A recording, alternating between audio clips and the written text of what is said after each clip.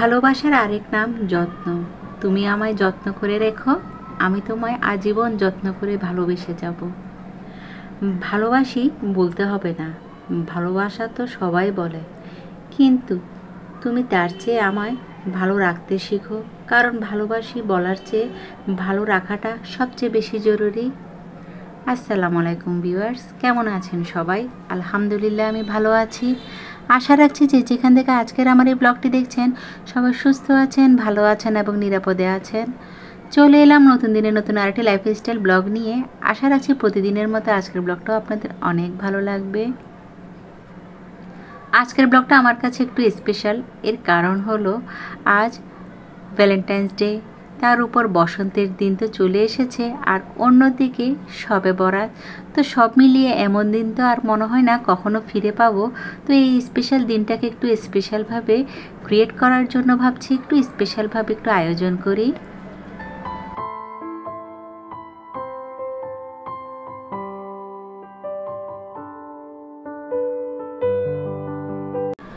চোদ্দো তারিখ ঠিক রাতের 12টার দিকে আমার হাজব্যান্ড আমাকে এই সুন্দর ফুলটা উপহার দিয়েছিল।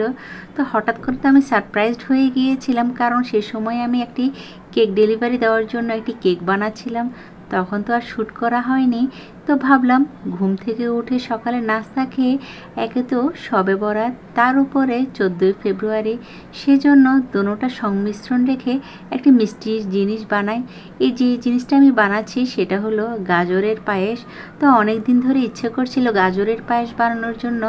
একে তো গাজরের দাম এই সময় কম, তো যার কারণে একটু গাজরের পায়েসটা একটু খুব মজা করে বানিয়ে নিচ্ছি। ঘিয়ের উপরে ভেজে নিয়েছি, তার উপরে চিনি, তরল দুধ আর একটু বেশি করে আমি বাদাম দিয়েছিলাম যাতে খেতে বেশ ভালো লাগে।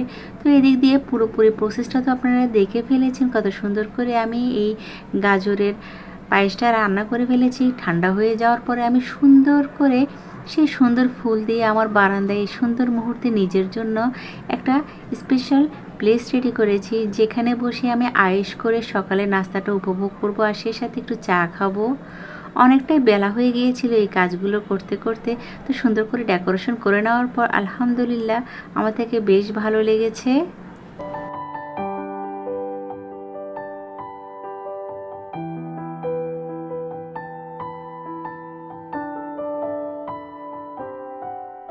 আমার এই সুন্দর মুহূর্তটাকে আমি ক্যামেরাবন্দি করে ফেলেছি। আর অন্যদিকে ওই যে বলেছি আমি একটা কেক বানিয়েছিলাম, তো কেকটা আজ বিকেলবেলা ডেলিভারি দিব, তো সেজন্য একটু শ্যুট নিয়ে নিয়েছি কেকটা আমি কিভাবে বানিয়েছি। যেহেতু এটি ভ্যালেন্টাইন্স ডের কোনো কেক ছিল না, নর্মাল একটি কেক খাওয়ার জন্য অর্ডার করেছে, সেজন্য খুবই সিম্পল ডিজাইন দিয়ে বানিয়ে নিয়েছি এই সুন্দর কেকটি। তো সংসারের কাজকর্ম সেরে আজ আমি একটু আরএফএল বেস্ট বাইতে গিয়েছি। আমি রোজার আগে কিছু দরকারি জিনিস কেনাকাটা করেছি আরএফএল বেস্ট বাইতে গিয়ে। তো অনেক আপুরা তো আমার এই সকল কিচেন আইটেমগুলো দেখে অনেক প্রশ্ন করেন আমি এগুলো কোথা থেকে কিনি। তো আপনাদেরকে একটু ক্লোজ করে দেখিয়ে দিচ্ছি। আরএফএল বেস্ট বাইতে গিয়ে আমি এই ধরনের স্ট্রেনারগুলো কিনে থাকি, আর এগুলো রোজার সময় বেশ দরকার প্রত্যেকটা গৃহিণীর জন্য। তো যে কারণে আমি গিয়েছি সেটা হলো আমার বাজার গুছিয়ে রাখার একটি বক্সের বেশ দরকার ছিল, তো সেটাও কিনেছি। আর এই কালারটাই আমি চুজ করেছি। তবে এই বক্সটা এত পরিমাণে বড়, আমি ইচ্ছা করে একটু বড় দেখে কিনেছি যাতে আমি এখানে অনেক কিছু রেখে অর্গানাইজ করে রাখতে পারি। তো এটা আমি কি কারণে নিয়েছি সেটা তো আপনারা কিছুক্ষণ পরে দেখতে পারবেন। তো আপনাদেরকে একটু আমি ক্লোজ করে দেখিয়ে দিচ্ছি এখানে কি কি আছে। তো কম বেশি সবাই তো একটু ধারণা আছে আরএফএল বেস্ট বাইতে কি কি পাওয়া যায়। তো আমরা নারীরা তো এই সকল জিনিসে আটকে যাই, স্পেশালি এই ধরনের ননস্টিক হাঁড়ি পাতিলগুলো। তো এখানে অনেক সুন্দর সুন্দর ডিজাইনের হাঁড়ি পাতিল এসেছে, আর এর প্রত্যেকটাতে ডিসকাউন্ট দিয়েছিল। তো যেই কারণে আমি আরএফএল বেস্ট বাইতে গিয়েছি সেটা হলো আমার চাল রাখার যে বড় একটি কন্টেইনার আছে সেটা নিচের অংশটা ভেঙে যাওয়াতে আমার চাল রাখতে বেশ অসুবিধা হচ্ছিল। তো যার কারণে রোজার সময় তো একটু বেশি পরিমাণে বাজার আনে, সেজন্য আমি এই কন্টেনারটা নিয়েছি। এই প্লাস্টিক কন্টেনারটা প্রায় 25 কেজি চাল রাখা যাবে এখানে। তো আপুদের সুবিধার্থে আমি এর প্রাইসটা আপনাদেরকে একটু দেখিয়ে দিলাম। এটা প্রাইস নিয়েছিল 650 টাকা। এটা হলো 25 লিটার। তো এখানে 25 কেজি চাল আমি সুন্দর করে গুছিয়ে রাখবো। এদিক দিয়ে আমি যখন বাজারে গিয়েছিলাম, অন্যদিকে আপনাদের ভাইয়াও রোজার বাজার এবং মাসিক বাজার করার জন্য চলে গিয়েছিল। তো আমি তো সংসারে এই সকল জিনিসগুলো কিনে চলে এসেছি। তো আমার ছেলের জন্য এই পেন স্ট্যান্ডটা বেশ দরকার ছিল, কারণ সে বলেছে তার পেন রাখার জন্য কোনো স্ট্যান্ড ছিল না। সেজন্য এই কালারফুল স্ট্যান্ডটা দেখে বেশ ভালো লাগলো, আর সেটাও আমি নিয়ে নিয়েছি। আর এটার প্রাইস নিয়েছিল আমার থেকে 100 টাকা।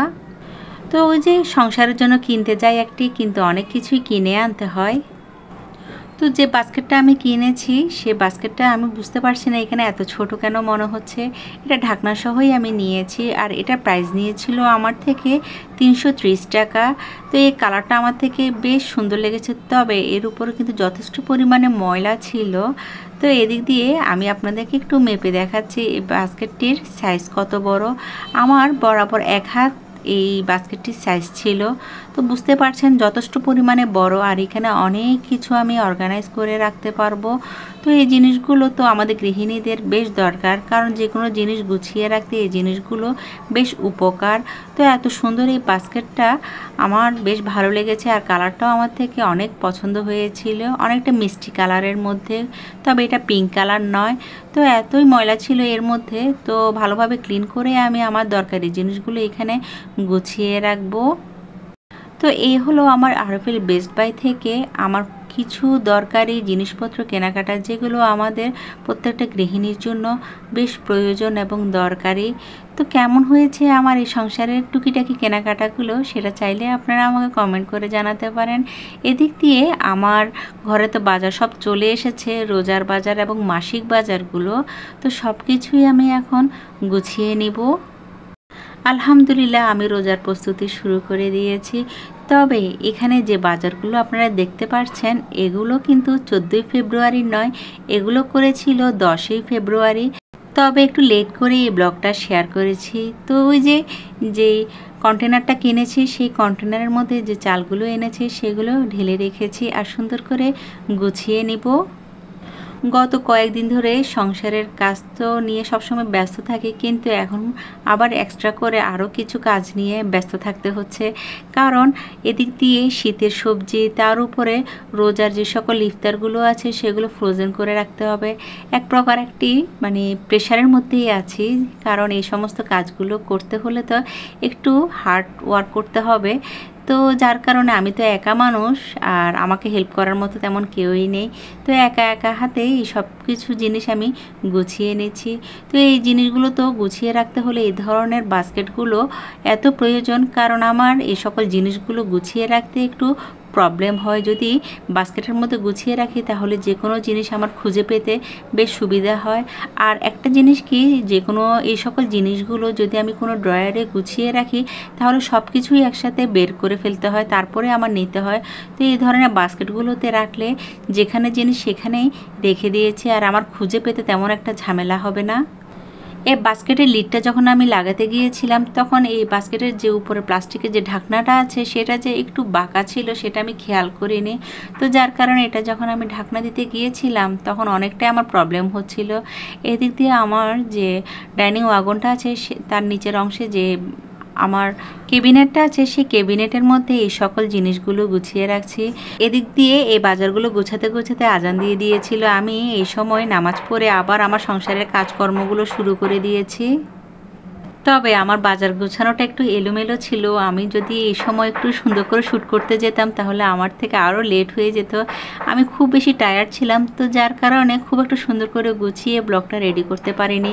যেভাবে হাতের কাছে ছিল সেভাবেই সব কিছু গুছিয়ে নিয়েছি।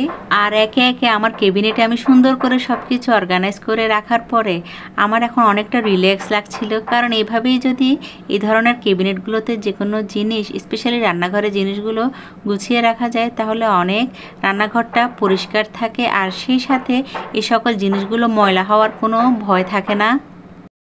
এদিক দিয়ে রোজা যে সকল বাজারগুলো মানে চিনি, বুটের ডাল এবং খেসারির যে সকল ডালগুলো আছে সেগুলো সবগুলো আমি এই কন্টেনার জারের মধ্যে রেখে সুন্দর করে রিফিল করে ফেলছি। ওই যে শুরুতে বলেছি ভালোবেসে যদি কোনো জিনিস যত্ন করে রাখা হয় তাহলে সে জিনিসটা কিন্তু অনেক দিন পর্যন্ত ভালো থাকে। যেহেতু একজন গৃহিণী হয়ে আমারই তো এই সকল জিনিসগুলো যত্ন করতে হবে, সেই জন্য সব কিছু একটু আগে থেকেই গুছিয়ে রাখছি। এখানে আপনাদের সাথে ছোট একটা টিপস শেয়ার করি। রোজার সময় তো আমরা একটু বেশি পরিমাণে চিনি, পোলাও চাল এবং অন্যান্য জিনিসগুলো একটু বেশি পরিমাণে কিনে আনে, একটু যাতে পিঁপড়া না ধরে যায় এবং যাতে পোকা না আসে সেই জন্য একটু লং দিয়ে দিয়েছি। আর সে সাথে একটা টিস্যু দিয়ে ভালোভাবে ঢাকনাটা ঢেকে দিচ্ছি, যাতে এর মধ্যে কোনো প্রকার কোনো কিছু না আসে আর ময়লা না পড়ে। রোজার সময় একটু বেশি পরিমাণে সংসারের জন্য জিনিসপত্র একটু কেনা হয়। এর কারণ হলো অনেক সময় আমাদের ঘরে অনেক ফকির আসে, যেগুলো আমার পরিচিত, তো তারা অনেক সময় অনেক কিছু চেয়ে থাকে। তো তাদের জন্য আমি আলাদা করে সব কিছু কিনে রেখেছি, যাতে তাদেরকে একটু দিয়ে দিতে পারি। আমি এর সাথে সাথে কিছু অল্প আয়ের মানুষের জন্য অনেক কিছু কেনাকাটা করেছি, যেগুলো হয়তো আপনাদের সাথে আমি শেয়ার করতে পারছি না। সেগুলো আমি আমাদের যে দোকান আছে সেখানে আমি রেখে দিয়েছিলাম। রোজার সময় মানুষকে কিছু দিতে পারলে, কিছু দান করতে পারলে নিজের থেকে এত শান্তি লাগে। সেজন্য প্রত্যেকটা জিনিস আমি বেশি পরিমাণে কিনে আনি। অনেক সময় দেখা যায় আমি অনেক সময় অনেকজনকে ইফতার দিয়ে থাকি, তো যার কারণে একটু বেশি পরিমাণে এই জিনিসগুলো করা হয়েছে। তবে সব কিছুই কিন্তু আমার সামর্থ্যের মধ্যেই আমি রেখেছি। আমার প্রিভিয়াস ব্লগে আমার অনেক প্রিয় আপুরা আছেন, যারা আমার কিচেনের জন্য যে সকল আমি জিনিসগুলো কেনাকাটা করেছি সেগুলো দেখে অনেক সুন্দর সুন্দর কমেন্ট করেছেন।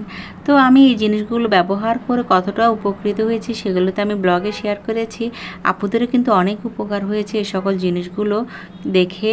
আর আমার প্রিভিয়াস ব্লগে আমি যে ছোট কড়াইটা কিনেছি, যেখানে আমি হালুয়া বানিয়েছিলাম, সেটার প্রাইসটা আপনাদের সাথে শেয়ার করতে ভুলে গিয়েছি। তো সেই জিনিসটার প্রাইস নিয়েছিল আমার থেকে 1380 টাকা। ওই যে বলেছি জিনিসটা ছোট ছিল, যার কারণে আমি এটা কিনে অনেকটাই অসন্তুষ্ট হয়েছিলাম। কড়াইটা ছোট হলেও ওই জিনিসটাতে আমি হালুয়া বানিয়ে এতই সন্তুষ্ট হয়েছি। এরপরেও আমি অফিস কিনে কিন্তু অনেক কিছুই এখন পর্যন্ত রান্না করেছি, তবে আপনাদের সাথে ওগুলো শেয়ার করা হয়নি। ওই কড়াইটা ব্যবহার করে আমি অনেক স্যাটিসফাইড। আলহামদুলিল্লাহ, আপনারাও চাইলে এই কড়াইটা নিয়ে নিতে পারেন, কারণ রোজার সময় তো আমাদের অনেক ভাজাভাজি অনেক কিছুই আমাদের প্রয়োজন হয়। এদিক দিয়ে যে আলু ও পেঁয়াজগুলো এনেছে সেগুলো এই কিচেন র্যাকে সুন্দর করে গুছিয়ে রাখছি। একে একে আমার সকল রোজার বাজারগুলো আমি গুছিয়ে নিয়েছি। আর এখন রান্না বান্নার পালা। তবে এই রান্না যেগুলো শেয়ার করছি সেগুলো হলো অন্য আরেক দিনের রান্না ছিল। তো সেদিন যা যা রান্না করেছি সেটা হলো কাতল মাছের মাথা দিয়ে মুগ ডাল রান্না করেছি। অনেক দিন ধরে আমার থেকে একটু মুগ ডাল দিয়ে কাতল মাছের মাথা রান্না করতে ইচ্ছা করছিল, তো যার কারণে মুগ ডালটা একটু ভালোভাবে ভেজে ধুয়ে নিয়েছি আর এখন মাথা দিয়ে রান্না করছি। মাঝে মাঝে এই খাবারগুলো খেতে এতই ভালো লাগে। আমার কিন্তু এই রান্নাগুলো খুব একটা করা হয় না, তো অনেকদিন পরে এই রান্নাটা আমি করেছি। আর করে যখন আমি খেয়েছি মাশাআল্লাহ এতই ভালো লেগেছিল, কারণ একটু বেশি পরিমাণে যখন একটু টমেটো দিয়েছি এই রান্নাটার স্বাদ দ্বিগুণ পরিমাণে বেড়ে গিয়েছিল। আর কয়েকদিন পরে তো রোজা চলে আসবে, তো তখন আর আমাদের এই দুপুরে রান্না নিয়ে তেমন একটা ঝামেলা করতে হয় না। তবে আমি কি করি, রোজার সময় দুপুরে জুহরের নামাজ পড়ে কিন্তু রাতের জন্য এবং ভোর রাতের জন্য একসাথে রান্না করে ফেলি। তাহলে একটা জিনিস সুবিধা হয়, কারণ ইফতার করার পরে শরীর তো আর চলেই না, তখন যদি আমি রান্না করতে যাই তখন আরও বেশি টায়ার্ড লাগে। তো যার কারণে আমার নামাজ পড়তে অনেকটা লেট হয়ে যায়। আর এই জন্য আমি রোজার সময় ঠিক দুপুরের দিকেই রান্নাবান্নাগুলো সেরে নেওয়ার চেষ্টা করি। তো এদিক দিয়ে শোল মাছ রান্না করেছি, যেটা আমি ধনিয়া পাতা দিয়ে এখন নামিয়ে ফেলছি। তো প্রতিদিনের মতো আজকের ব্লগটা এখানে শেষ করছি। দেখা হবে নেক্সট ব্লগে। সবাই ভালো থাকবেন, সুস্থ থাকবেন। আল্লাহ হাফেজ, আসসালামু আলাইকুম।